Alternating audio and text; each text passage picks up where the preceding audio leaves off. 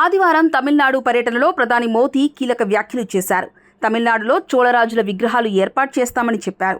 తమిళనాడు శైవ సిద్ధాంతం బలమైన పునాది అని, శైవ సిద్ధాంతాన్ని అనుసరిస్తే చాలా సమస్యలకు పరిష్కారం దొరుకుతుందని అన్నారు. తమిళ సంప్రదాయాలను తాము గౌరవిస్తామని చెప్పారు. బీజేపీ నేతృత్వంలోని కేంద్ర ప్రభుత్వం ప్రపంచవ్యాప్తంగా దొంగలించబడిన 600కు పైగా పురాతన వస్తువులను స్వాధీనం చేసుకుందని, వాటిలో 30కి పైగా తమిళనాడుకు చెందినవని మోదీ అన్నారు. చోళరాజులు శ్రీలంక, మాల్దీవులు, ఆగ్నేయాసియాతో దౌత్య సంబంధాలను పెంచుకున్నారని చెప్పారు. తండ్రి కొడుకులైన చోళరాజులు రాజరాజ చోళుడు, ఆయన కుమారుడు రాజేంద్ర చోళుడు భారతదేశానికి ఓ గుర్తింపు అని చెప్పారు. ఈ సందర్భంగా ప్రధాని రాజేంద్ర చోళుడు గౌరవార్థం స్మారక నాణెంను విడుదల చేశారు. అంతేకాకుండా ఈ పర్యటనలో ప్రధాని మోదీ 450 కోట్లతో అంతర్జాతీయ ప్రమాణాలకు అనుగుణంగా తూతుకుడి విమానాశ్రయంలో విస్తరించిన కొత్త టెర్మినల్ను ప్రారంభించారు.